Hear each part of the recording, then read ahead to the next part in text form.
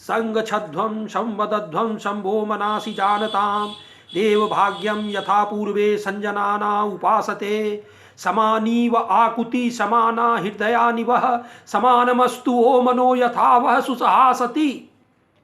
ऋषियों ने करीब 15,000 साल पहले इन ऋचाओं के माध्यम से पृथ्वी के वासियों को एक समाज बनाने का आह्वान किया था जहाँ किसी का शोषण न हो। लेकिन आज तक हम पृथ्वीवासी ऐसे समाज की रचना न कर पाए। नवयुग चैनल के माध्यम से ऐसे ही समाज की रचना के लिए मैं आशा की गीत लाया हूँ। हमारे गुरु श्री श्री आनंद मूर्ति जी द्वारा बताए गए सिद्धांतों के आधार पर ज्वलंत मुद्दों पर मैं अपनी बात रखूंगा ताकि हम अपने ऋषियों के द्वारा कल्पना किए गए समाज की रचना कर सकें। पिछली चर्चाओं में हम लोगों ने यह देखा कि युग क्या है, युग परिवर्तन क्या है और युग परिवर्तन के समय जो एक संधिकाल आता है वो क्या है। फिर बाद में हम लोगों ने विश्व प्रसिद्ध जो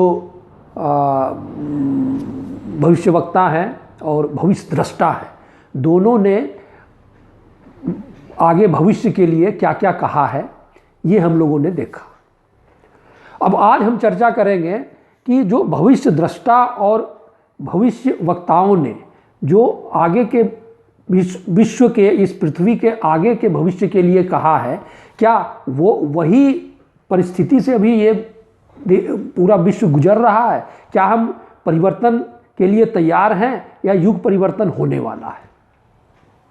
तो सारे जो भविष्य वक्ताओं और जो भविष्य द्रष्टाओं ने जो बातें कही थी उसमें 4-5 मूलभूत बातें थी भविष्य के लिए। एक थी कि प्राकृतिक प्रकोप और पर्यावरण प्रदूषण से जो है पृथ्वी आक्रांत हो जाएगा। दूसरा जो सब लोगों ने कहा है कि अरब और मुस्लिम देशों में आपसी कलह और भीषण रक्तपात होगा। तीसरी बात जो उन लोगों ने कही है कि चीन के गृहयुद्ध के कारण चीन उत्पात करेगा और उससे तृतीय विश्व युद्ध की संभावना हो सकती है।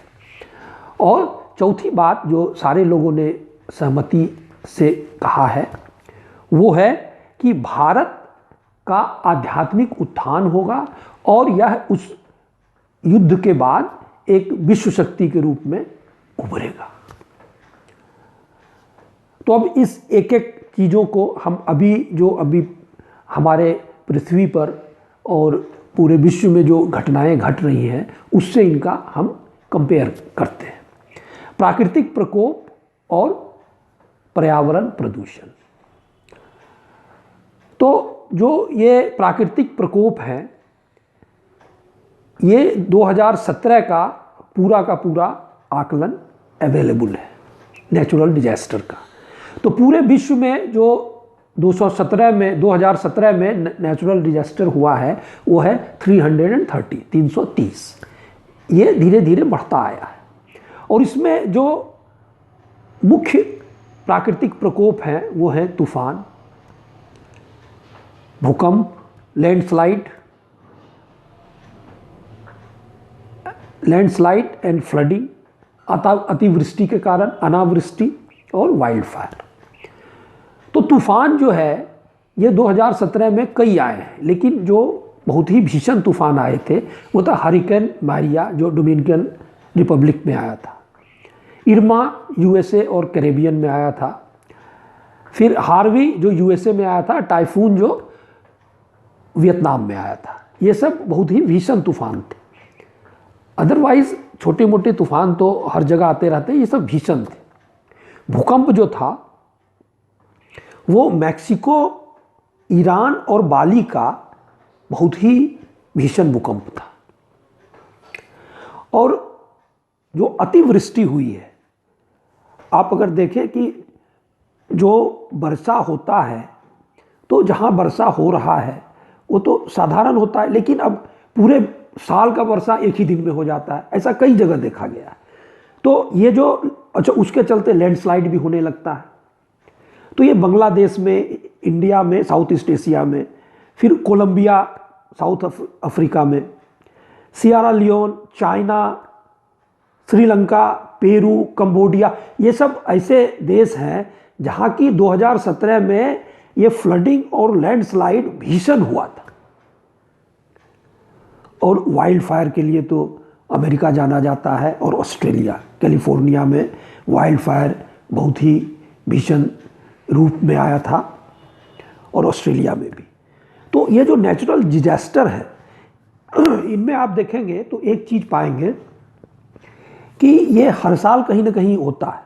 ये एक तो 330 हुआ, और इन्होंने इन नेचुरल डिजास्टर्स ने अपने पीछे के रिकॉर्ड को तोड़ा है, और पीछे के रिकॉर्ड को तोड़ा है कोई एक आध डिजास्टर नहीं, ये कई डिजास्टर्स ने एक साथ तोड़ा है। कि भूकंप आया, चलिए भाई वहाँ बहुत बड़ा भूकंप आ गया, फिर एक बाढ़ आई तो वहाँ भी आया, दूसरी जगह भी आया, और लैंडस्लाइड हुआ तो वो भी बहुत बड़ा हो गया। तो ये जो नेचुरल डिजास्टर्स हैं, ये पर्यावरण प्रदूषण के चलते भी है और प्रकृति के प्रकोप के चलते भी है। अब दूसरी बात है अरब और मुस्लिम देशों में आपसी कलह और भीषण रक्तपात। आज पूरा अरब देश भीषण रक्तपात और युद्ध में जूझा हुआ है। आप पहले ये फिलिस्तीन के आसपास हुआ करता था, अब आप देखिए इधर जो यमन, सऊदी अरबिया, फिर जो है इराक, इधर अफ़गानिस्तान टच करते हुए, और पेरेनियल युद्ध, और ये जो है आपके सीरिया में, तो भयंकर रक्तपात, युद्ध, आपसी कलह से पूरा ये जो मीना क्षेत्र है, middle east and north Africa को भी आप ले सकते हैं, पूरा क्षेत्र जो है आक्रांत है। पिछले दिनों जो वार की स्थिति इस पूरे क्षेत्र में है, तो करीब करीब 5 लाख लोगों की हत्याएं हुई हैं। जो सिविलियन जो मरे हैं वो करीब 25 लाख के लगभग हैं, और जो रिफ्यूजीज हैं, जो वार रिफ्यूजी हैं, वो करीब 2 करोड़ हैं। तो ये स्थिति बहुत ही भयावह है। फर्स्ट वर्ल्ड वार को भी पहले ग्रेट वॉर कहा जाता था, बाद में उसे फर्स्ट वर्ल्ड वार की संज्ञा दी, तो ये भी एक वर्ल्ड वार की ही स्थिति है। अब हम चीन पर आए, तो चीन में जो अभी घट रहा है, आंतरिक और बाह्यिक दोनों ही स्थिति उनकी बहुत ही गड़बड़ है। अगर हम आंतरिक स्थिति की बात करें तो डेंग जियाओपिंग, माओ के मृत्यु के बाद एक वहाँ कानून बना था कॉन्स्टिट्यूशन में कि जो प्रेसिडेंट रहेगा 2 टर्म रहेगा, 2 टर्म के बाद एक दूसरा प्रेसिडेंट आ जाएगा। इसे हटाया गया है। प्रेसिडेंट अब अनिश्चितकालीन के लिए रह सकता है, अनिश्चितकालीन कर दिया गया है। अब प्रेजेंट प्रेसिडेंट जो है, इसके बाद जो दूसरे बनने वाले थे वो भी लाइन में थे, तो इन्होंने क्या किया है कि बहुत सारे अपने प्रतिद्वंदियों को करप्शन के केस में और कई केसेस में जेल में डाल दिया। तो जो ये सत्ता का मोह है, ये बहुत ही भयावह होता है, भयानक होता है, और सत्ता के मोह में आदमी कुछ भी कर सकता है, ये तो हर कोई इतिहास से परिचित है। तो अब जो सत्ता से महरूम हो गए और उन्हें अब लगा कि अनिश्चित काल के लिए हमारा रास्ता बंद हो गया, वो चुप बैठेंगे, तो आपसी खींचतान इनकी चल रही है। ये बहुत ही भयावह स्थिति पैदा कर सकती है। और दूसरी क्या है कि चाइना में जो मैन्युफैक्चरिंग सेक्टर है, उसने पूरे विश्व की जितनी खपत है उससे ज़्यादा की कैपेसिटी क्रिएट कर ली है, और ये हर जगह बाजार पे कब्जा करना चाहते हैं। तो अब ये दूसरा देश जहाँ की बैलेंस ऑफ पेमेंट बहुत ही हाईली निगेटिव उस देश के लिए है, वो अब इससे निकलना चाहता है। और इसकी अगुवाई कौन कर रहा है? यूएसए कर रहा है, अमेरिका, जो कि WTO का अग्रणी नेता था, जो पूरे वर्ल्ड में फ्री मार्केट चाहता था। अब वो जो है कह रहा है कि बैलेंस ऑफ पेमेंट अगर ठीक नहीं हुआ तो हम जो है कस्टम ड्यूटी बढ़ा देंगे, और बढ़ा रहा है। अब और भी देश, जैसे भारत में ही $65 बिलियन के करीब जो है हमारा निगेटिव पेमेंट, जो बैलेंस ऑफ पेमेंट उनसे है, तो हमारी भी स्थिति ठीक नहीं है। तो ये होने से क्या हो रहा है कि वहाँ की कैपेसिटी अब अनयूटिलाइज्ड रहेगी। उससे क्या होगा कि वहाँ नौकरी पर इससे कुछ ना कुछ असर पड़ेगा। तो इंटरनल डिसेंट जो है फैलेगा। वो कुछ खबरें आ रही हैं कि कई जगह लोगों ने जो है अपना पे बढ़ाने के लिए और नौकरी से छटनी न हो इसके लिए उन लोगों ने शुरू कर दिया है अपना ट्रेड यूनियन का काम। अब ये देखिए, जहाँ ये कम्युनिस्ट पूरी तरह सत्ता में नहीं है वहाँ ट्रेड यूनियन कहते हैं हमारा मार्क है, ट्रेड यूनियन के तो हम ही मालिक हैं, हम ही सब चलाते हैं, हम ही इसको शुरू किए। लेकिन जहाँ उनका सारा कुछ चल रहा है, जहाँ उनकी जो है डिक्टेटरशिप है, वहाँ ट्रेड यूनियन ये करने नहीं देना चाहते हैं और कई लोगों को अरेस्ट किया, ये खबरें आई हैं। तो ये दोनों जो उनकी भीतरी बातें हैं, ये एक गृह कलह का जो है कारण हो सकता है। वायले अपनी विस्तारवादी नीति के चलते इंपीरियलिस्टिक जो इनका एक एटीट्यूड हो गया है, ये दो जगह दिखाई पड़ रहा है। एक तो साउथ चाइना सी, ये कहते हैं कि हमारा है। क्यों? तो कभी इनके यहाँ एक मैप है उसमें रेड कलर दिखा हुआ है तो रेड मार्क है, ये हमारा है, हमारे मैप में था। भाई उस तरह से तो भारत जो है ब्रिटेन के शासन में जो है श्रीलंका, ओमान और ये जो है बर्मा आदि तो यहीं से शासित होता था। तो क्या अब हम कहें कि अब वो जो है हमारे अंदर आ जाए, अब उसका शासन हम करेंगे? और प्राचीन भारत तो इधर अफ़गानिस्तान से लेके और बर्मा तक के जगह पर जो है पूरा शासन हमारा ही चलता था। तो ये बातें नहीं हो सकती है। फिर भी अब चीन कर रहा है और उससे जो है टकराव की स्थिति हो जाती है, क्योंकि 60 to 70% जो वर्ल्ड का व्यापार है वो उसी रास्ते से गुजरता है। दूसरा उनका ओबोर है, one belt one road, silk road जो पहले था उसको डेवलप कर रहे हैं। तो वो डेवलप दूसरे कारण से कर रहे हैं। उसमें क्या कर रहे हैं ये कि वहाँ इंफ्रास्ट्रक्चर डेवलपमेंट के नाम पर ये उनको जबरन ऋण देते हैं और ऋण इतना ज़्यादा होता है कि वो देश उसको लौटा नहीं सकता। तो वो कहते हैं वो इंफ्रास्ट्रक्चर जो हमने फैसिलिटी क्रिएट की है वो हम कहते तो हम चलाएंगे। अब वहाँ अपना नेवल बेस तो आर्मी का कुछ ये वो करना चाहते हैं। तो ये दोनों चीज़ जो ये बाहर कर रहे हैं उससे उनकी बाहर के कई देशों से टकराव शुरू हो गया है। और ये दोनों जो उनका आपसी आंतरिक चीज़ है उसके लिए जो इनकी गृह युद्ध की स्थिति पैदा हो सकती है, तो ये जो है एक बहुत ही भयावह स्थिति पैदा करेगी जो विश्व युद्ध की ओर इंगित कर सकता है। अब जो चौथी चीज़, भारत का आध्यात्मिक उत्थान, वो शक्तिशाली होकर उभरना। हम पिछले 70 साल से एक लुंजपुंज लीडरशिप से चल रहे थे जिनका न कोई अच्छा विज़न था कि देश को हम कहाँ आगे बढ़ा के चलें और देश को कहाँ ले जाएं। कोई विज़न नहीं था देश की तरक्की करने के लिए, क्योंकि आप उनको कंपेयर करेंगे तो जो देश तरक्की के रास्ते पे उससे हमें अपना कंपेयर करना होगा। हम ये नहीं कि हम दो कहीं जो है पीयूष लगा दिए पब्लिक सेक्टर का और दो जो है कोई सड़क बना दिए और दो पुल बना दिए तो हम तरक्की कर गए, ऐसी बात नहीं है। You compare your country with Japan जो कि बम मार के जो उनके दुश्मन देशों ने बर्बाद कर दिया था। You compare it with Germany, you compare our country with France, Britain, कि वो शुरुआती 15 साल में द्वितीय विश्व युद्ध के 15-20 साल में वो कहाँ चले गए और हमारी धरती पे 1 इंच भूमि पे लड़ाई नहीं लड़ी गई थी। हमारे जो भी इंफ्रास्ट्रक्चर थे वो इंटैक्ट थे, तो हम कहाँ गए? तो इस तरह से कंपेयर करके हम देखेंगे हम कहीं नहीं गए। भाई अभी भी हमारे यहाँ लोगों को 2 रुपये किलो चावल बांट के हम कहते हैं कि ये जो है भिखमंगे हैं, ये जो है गरीब हैं और ये हमें वोट देंगे। 70 साल और उन देशों को देखिए कहाँ चले गए।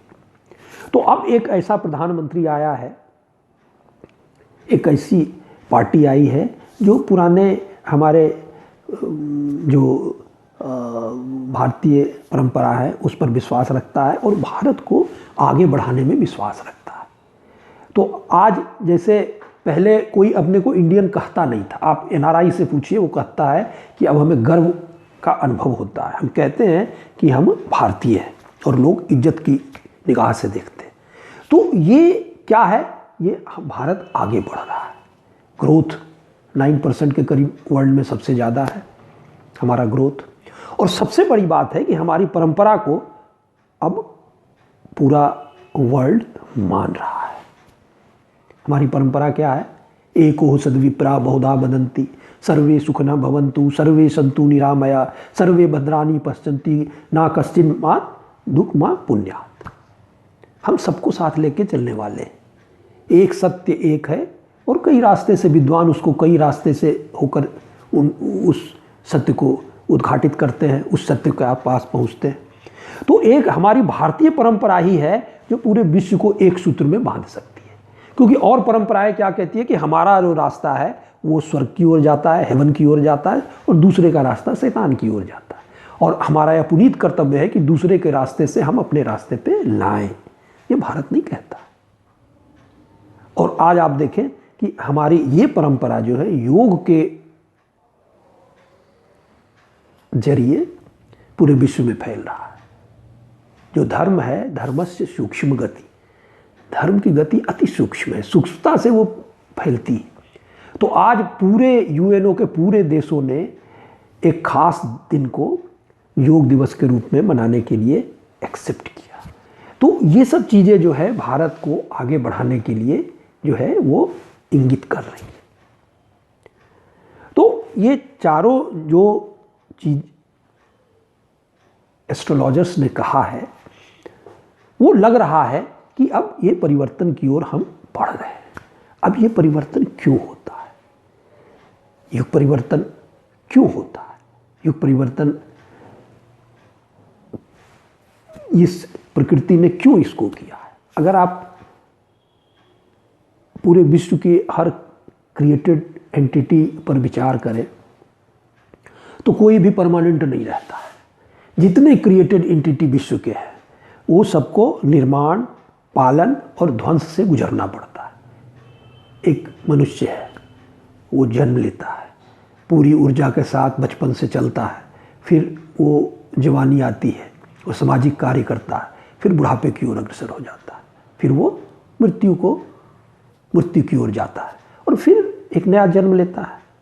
तो ये जो लाइफ साइकिल है, जो भी क्रिएटेड एंटिटी है उस सब में है, चाहे वो निर्जीव हो, सजीव हो, सबका अपना एक लाइफ साइकिल है। अब कुत्ते का लाइफ साइकिल 12 साल है, किसी का 80 साल है, किसी का 100 साल है, किसी का 200 साल है, किसी का 300 साल है, लेकिन परमानेंट कोई नहीं। तो युग भी एक क्रिएटेड एंटिटी है जो ईश्वर ने क्रिएट किया है। तो युग भी जब शुरू होता है तो अपने पूरी ऊर्जा के साथ और पूरी धनात्मकता के साथ, उस समय जो पॉजिटिविटी होती है वो मैक्सिमम होती है और निगेटिविटी जो है मिनिमम होती है। हर ओर आप क्या देखेंगे? उन्नति, प्रसन्नता, पवित्रता, इसी का बोलबाला है। फिर धीरे धीरे क्या होता है कि जो धनात्मकता है वो घटती जाती है और ऋणात्मकता बढ़ती जाती है। जैसे हम जब जवानी की ओर बढ़ते हैं तो कोई बीमारी आ गई तो हम डॉक्टर के यहाँ जाते हैं, तो डॉक्टर हमारा इलाज करते हैं। तो ये युग भी जब उस परिस्थिति से गुजरता है कि इलाज करने से ये ठीक हो सकता है, तो जो ईश्वर है वो अपना दूत भेजता है। अब वो जीसस क्राइस्ट के रूप में, रामकृष्ण परमहंस के रूप में, चैतन्य महाप्रभु के रूप में आते हैं और ये छोटे मोटे जो बीमारी युग में फैल रहा है उसको वो ठीक ठाक करके युग को आगे बढ़ाते हैं। लेकिन एक ऐसी स्थिति आती है हमारे अपने जीवन में भी, जब डॉक्टर भी कहता है कि ये जो है बुढ़ापे से रिलेटेड रोग है, अब इसका कोई उपाय नहीं है। अब इसका उपाय क्या है कि आप इस शरीर को छोड़ेंगे और नया शरीर ग्रहण करेंगे। अब इसमें कोई उपाय है ही नहीं। तो वही एक युग जो गतिहीनता की ओर चला गया और अब वो आगे छोटे मोटे उपचारों से नहीं जा सकता है, तो उस समय एक बदलाव की ज़रूरत होती है। उस गतिहीनता से फिर अगर आगे बढ़ना हो तो एक नए युग की शुरुआत कर, उसमें ऊर्जा देकर, उसमें फिर धनात्मकता को बढ़ा के आदमी आगे बढ़ता है। तो ये कैसे होता है? उस समय जो आपकी व्यक्तिगत चेतना है और जो सामूहिक चेतना है, वो सब में जब ये गतिहीनता की स्थिति आती है तो जो तमोगुण है वो बढ़ता है और सत्वगुण जो है वो कम होता है, अल्प हो जाता है। तो हमें उस तमोगुण को घटाना पड़ता है और सतोगुण को बढ़ाना पड़ता है। तो ये बढ़ाने और घटाने में किसकी ज़रूरत होती है? वो फिर महाकाल की ज़रूरत होती है, ईश्वर के अवतार की ज़रूरत होती है। वो अपने पुरुषार्थ से ये काम करते हैं, लेकिन ये जब कार्य होता है तो पूरे विश्व में और बाहरी उत्पात होता है। हर कोई परेशान रहता है, हर कोई परेशान होकर जो है वो आर्तनाद करता है। अब हम हर तरफ परेशानी ही देख रहे हैं। इसका मूल कारण क्या है? इस गतिहीनता में हर आदमी अपने धर्म को भूल जाता है। हम पशुवत आचरण करने लगते हैं, अपने धर्म को भूलकर हम पशुवत आचरण करते हैं। वही हमारे जो ऋणात्मकता है वो बढ़ने के कारण ये चीज़ होता है। तो ये धनात्मकता, ये जो पॉजिटिविटी है, ये इसको बढ़ाने के लिए और जो है निगेटिविटी को घटाने के लिए जो पुरुषार्थ होता है उसमें ये सब होता है। अब जैसे आपके घर में किसी बच्चे का जन्म हो रहा हो तो जो माता है जो जन्म देगी वो भी परेशान हो जाती है, और हर कोई परेशान हो जाता है कि भाई कोई दवा लाओ, तो कोई डॉक्टर के यहाँ चलो, वो फलाना लाओ, ये करो वो करो। लेकिन जब बच्चा हो जाता है तो हर कोई प्रसन्न हो जाता है, बेटे का बेटी का मुख देख के प्रसन्न हो जाता है, माता भी खुशी हो जाती है। वही स्थिति अभी हमारे पूरे विश्व की है। तो ये जो वर्तमान युग कब खत्म होगा, नया युग कब आएगा, लोगों ने कई बातें बोली हैं। तो इसमें मैं एक ही बात कहना चाहता हूँ। आचार्य श्री राम शर्मा जो गायत्री परिवार के गुरु थे, उन्होंने कहा है कि वर्तमान की समस्त विसंगतियाँ एवं विषमताएं क्रमशः 21वीं सदी की उज्जवल संभावनाओं के संग विलुप्त होती जाएंगी। यह इतना स्पष्ट और सुनिश्चित है। वो देख रहे थे, वो स्पष्ट दृष्टा थे, भविष्य दृष्टा थे। वो कह रहे थे कि ये इतना स्पष्ट और सुनिश्चित है कि इसे 2019 के बाद से खुली आंखों से देखा और परखा जा सकता है। जिनकी दृष्टि प्रकृति की सूक्ष्म हलचलों को देख रही है, वो जानते हैं कि 2017 से 2036 का समय भारत और विश्व के लिए आश्चर्यजनक परिवर्तनों का होगा। ये उन्होंने कहा था। नववर्ष की बेला में हम ईश्वर से ये प्रार्थना करें कि ईश्वर, हे ईश्वर, हम पृथ्वीवासियों के लिए यह वर्ष शुभ और कल्याणकारी हो और हम सतयुग का आगाज़ देखें।